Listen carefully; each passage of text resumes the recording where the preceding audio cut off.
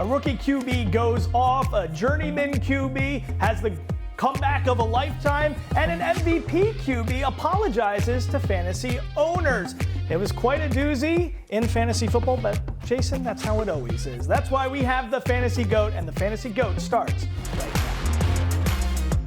This is the Fantasy GOAT, sponsored by Casablanca Resort and Casino, like Vegas used to be. Welcome, I'm Mike Davis. This is Jason Feinberg. Welcome to the Fantasy GOAT.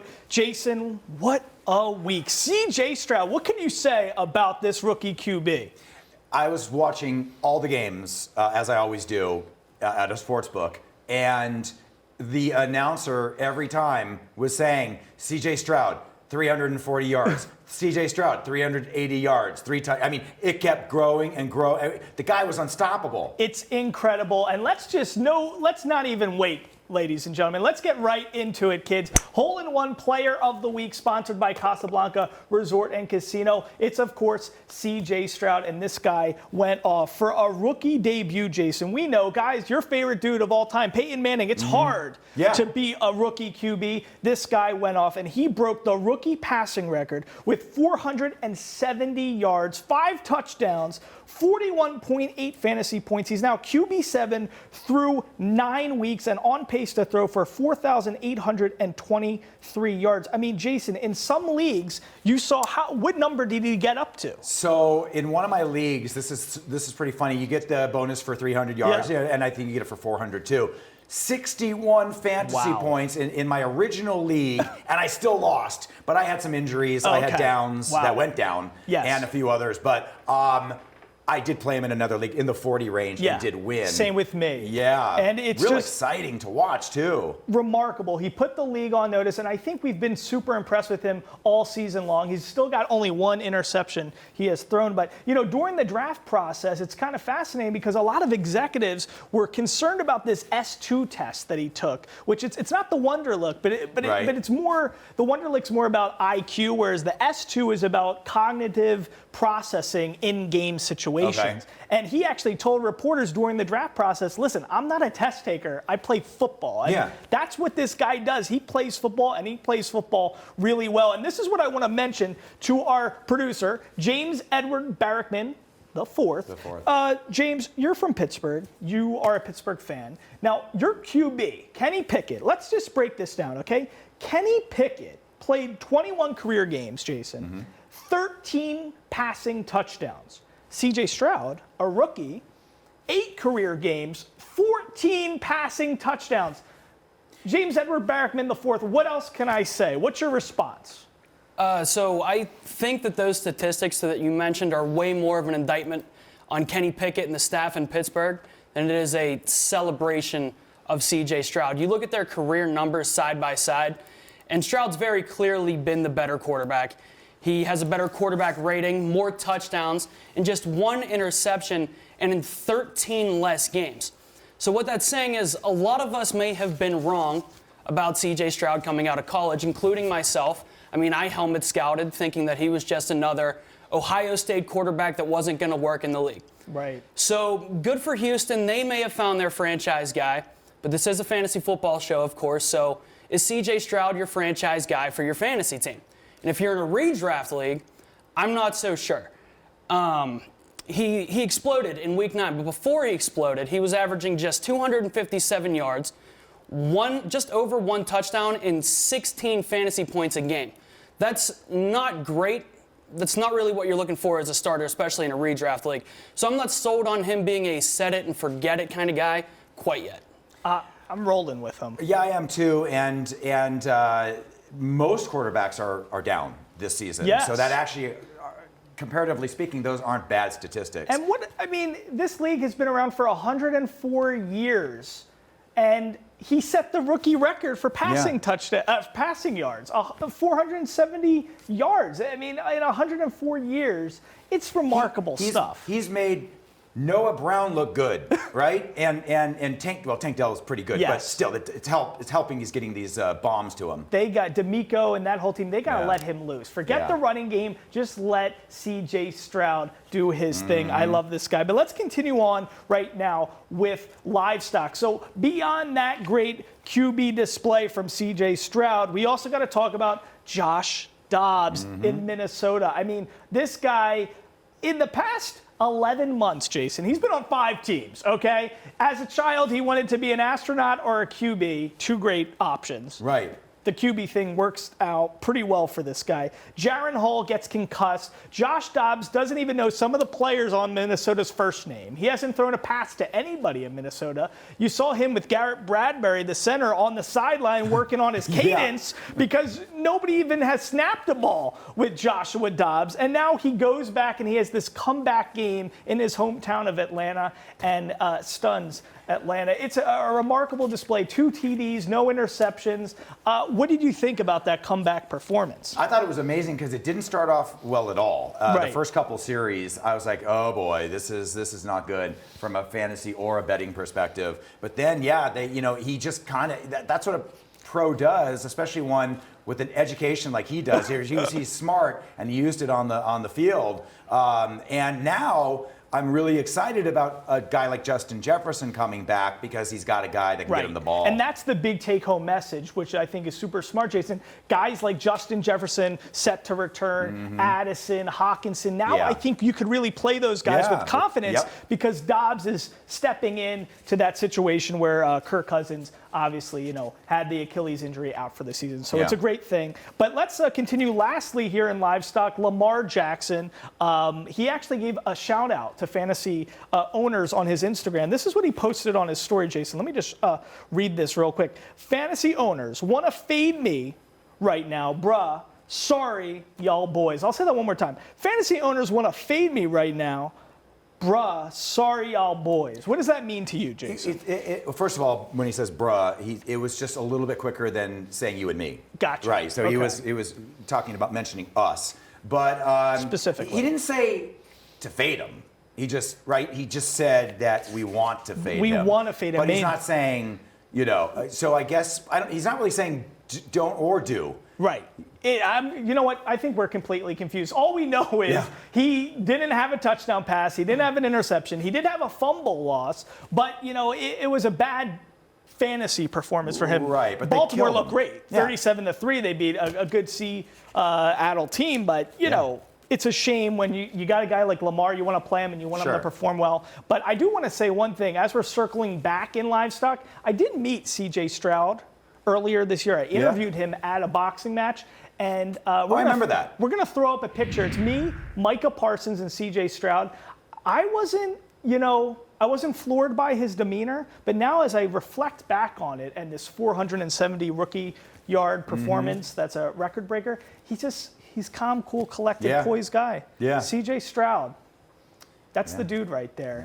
That might be the fantasy GOAT. Anyway, guys, coming up after a short break, we got so much more to continue and discuss and break down. We got GOAT Vision, QBs, RBs, Jason and I, we got you covered. We'll be right back after a short break. Before we head to break, in Week 10 of 2018, which Chicago quarterback threw for 355 yards and 3 touchdowns in a win versus Detroit? He collected 36 fantasy points and finished as the week's QB1. The answer after the break.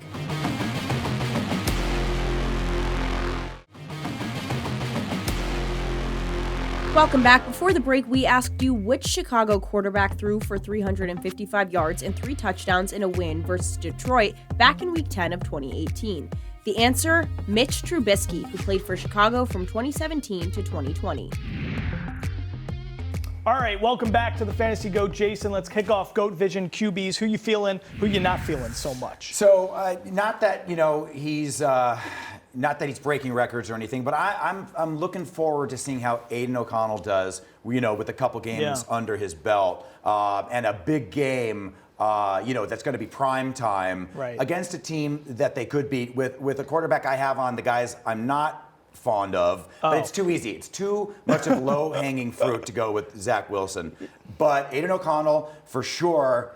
But as far as guys I'm not looking forward, I haven't been real impressed with, I know it's going to sound weird, but Justin Herbert. Yeah. I was just looking at yards per attempt, and Los Angeles he's at 6.9 yards, which is much lower than most teams in about the 8-yard average. It's weird because they're playing better as a team and an organization, but his fantasy, output isn't there. Right? It's a weird thing, but he's down Mike Williams. He's still got Keenan Allen, but Quentin Johnson, the rookie wideout, hasn't played up to expectations as a first-round pick, so that's a major thing. Now, here's a weird thing who I'm actually liking, Jason. So, this Buffalo team is not the same defense and team that we're accustomed to, and that's why I actually like Russell Wilson this week with Denver facing them. They actually surrendered Buffalo 20 points the last 3 weeks to opposing QBs. 2 of those QBs were Mac Jones and actually Baker Mayfield. So Russ, I actually like him to have a nice game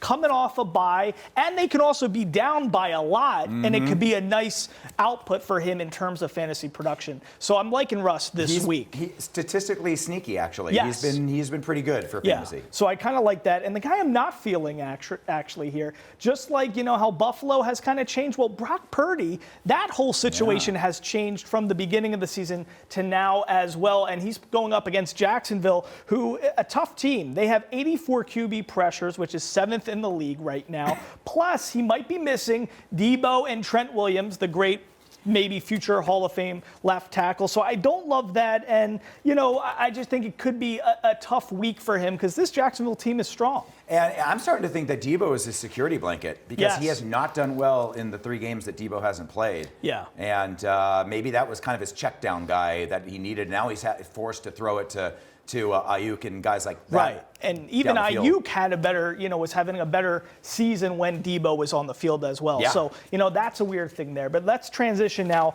to running back. So here's the big thing I want to point out. I'm actually really loving Jonathan Taylor right now as we're gearing up for the fantasy playoffs. I mean, the separation between Zach Moss and Jonathan Taylor in Indianapolis, it's no longer a thing. This gap has become a big deal. And let's just look at what happened last week. He outsnapped Moss 22-7. So Zach Moss, he was playing well, but not so much. Last week, 7 carries, 26 yards, and Taylor had, those nice 18 carries, 47 yards, and a receiving touchdown. So I'm big on Taylor, and I think against New England, he'll have a nice week. But real quickly, Jason, the guy I'm not feeling, listen, Josh Jacobs, he had a great week last week. 26 carries, 98 yards, 2 touchdowns, but he played the one New York team that you want to face, and this week he's playing the other New York team that you don't want to face defensively. So I'm not big on Jacobs this week. How about you? I just kind of by default and attrition, I like Alexander Mattison in Minnesota because now that Akers is out for the season, he's back to being the guy, and he is starting to get his mid-season flow anyway. So I'm excited to see how he does. And can we just go with the whole Houston backfield? Really, and you were saying earlier, just throw the ball. CJ Stroud, do your thing. Just throw it because they don't have any answers for their backfield. And I feel like week in, week out, I keep seeing this replay of them at the goal line and a Houston running back trying to get into the end zone, and it just doesn't happen. So he's so prolific in the red zone as a rookie, CJ. Just let him pass. Also, something to think about, maybe trying to sell or trade Saquon right now, because right now he's the only game in town in New York, and they're going to be lining up that line, stopping him. I have him in a lot of leagues. It's been a devastating year with that. But guys, coming up after a short break, we got wide receivers, we got tight ends. There's always a lot to talk about there. Jason, I'm curious to hear who you're loving and who you're hating. We got that after a short break. Before we take a break, in Week 10 of 2007, which Pittsburgh tight end had 5 receptions, 71 yards, and 1 touchdown in a win versus Cleveland? He tallied 15.6 fantasy points and finished as the week's tight end 1. The answer after the break.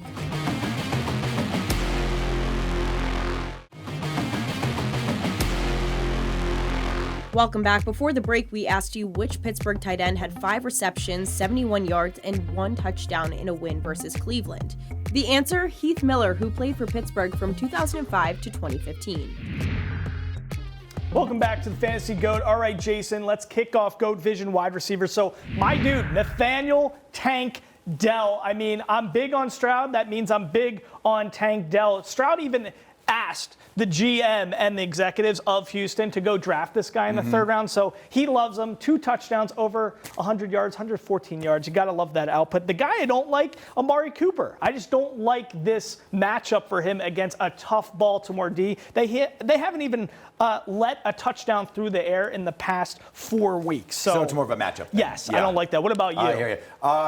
Deontay Johnson with Pittsburgh. He is hitting his stride. He is always open, and Pickett seems to love him again now that he's back from injury. I also have Noah Brown there, which is another guy CJ throws to. And as far as also Pittsburgh, what happened to George Pickens? Yeah. You know, he's like Gabe Davis. It's a hit or miss. That's it, nothing in between. He always draws me in. There's something sexy about George Pickens. I don't know what it is. But anyway, let's move on to tight ends. All right, so Cade Otton. I mean, what a great name, first of all. If Lynn and Stephen Davis just named me Cade Otton. Cade Otton. Davis, that would have been great. Yeah. But last year, as a rookie tight end, he actually led all rookie tight ends in receptions and in targets. So that's pretty interesting. But he's on the field 90% of the snaps with Tampa Bay. So I kind of like him. He had a great showing. The guy I'm not feeling, though, David Njoku. And it's really, again, a matchup thing. Baltimore is tough against tight ends, and I'm not feeling him this week. What about you? Yeah, in Atlanta, since Arthur Smith just plays all the wrong people, Jonnu Smith is going nowhere, so go ahead and keep playing him. And you know what? I'm done with Darren Waller. I'm cutting him. Yes, I'm cutting him. IR. It's not a good thing. Yeah. It's a shame. I was big on him.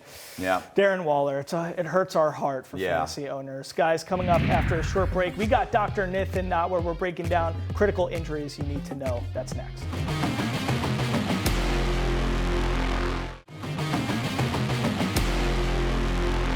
Speaking of S2 tests, this is a guy, Dr. Nithin Natwa, I'm sure he would have killed the S2 test. He probably is on par with Joshua Dobbs in terms of that, astronaut stuff. Dr. Nithin Natwa joins us right now, sports physician. Doctor, let's start here. We need to know what's going on injury-wise. Let's start off with David Montgomery, the running back in Detroit. David Montgomery, he had a rib cartilage injury, which basically is a little bit hard to treat because the cartilage doesn't get great blood supply.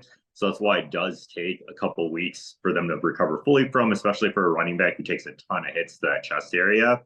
Once they are recovered, though, there is no real re-injury risk. So I'm really confident that he's going to come back just as strong as before. All right, Doc, the number one pick in most drafts, Justin Jefferson. We all are chomping at the bit to know when he's coming back. What are your thoughts? I've always thought that Jefferson is going to come back. A hamstring injury is rarely something that would be an injury that would hold a player out for the entire season, regardless of what the team's goals are season-wise. I do think that he had a more severe grade 1 strain, so I don't think he's going to come back right at this deadline when the IR period ends. And lastly, Kyler Murray, of course, a very talented QB, former number 1 pick, but torn meniscus and ACL in that right knee. What does his return look like for fantasy owners? I'm pretty optimistic on Kyler. He's a QB1, to be honest, for fantasy. He had an ACL injury, so that is going to limit his rushing upside a little bit, just like it does limit running backs pretty significantly. But the thing is that he's a quarterback, so it's not really going to impact his throwing numbers or his touchdown receiving number or touchdown numbers as well too. I'm pretty optimistic that he's going to come back very strong. There you have it, the great Dr. Nithin Natwa. Thanks for joining us, man. We always appreciate it. Make sure you check him out at Fantasy Docs, TikTok, and Instagram. Jason, now it's time for GOATCAST. I'm meteorologist Sam Argier here with your Week 10 weather headlines, and we are talking about some dry weather in Germany. Big change from last week when the roof had to be closed in Frankfurt. Florida warmth and a Seattle soaker. No surprise there. We're talking about some rain for the Seattle game on Sunday afternoon. 44 degrees for New England versus Indianapolis. That roof could certainly be open. We are looking at dry weather in Frankfurt.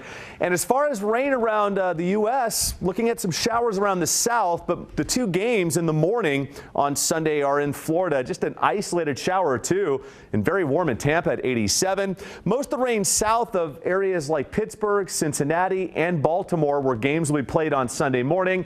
Only outdoor afternoon game on Sunday will be in Seattle, where rain is in the forecast, so a slippery ball. That run game may be utilized a little bit more in Seattle on Sunday afternoon.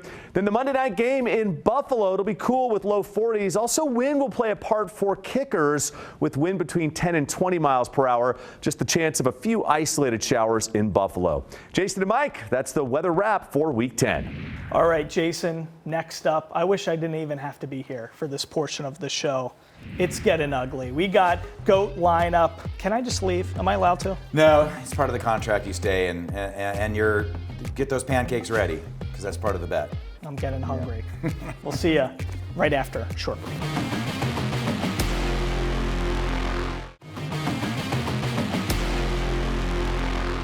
Jason, I don't even want to show my face this block for GOAT lineup. I mean, we all know rule book. This is where you can't use the same player twice. You and me go head to head. Jason, I'm dead inside. I am dead inside. It's 3-6, 6-3. Yeah, you were up, I think, 2-0, and then I went on this mad run. You won one more in there, I think, and then it's been.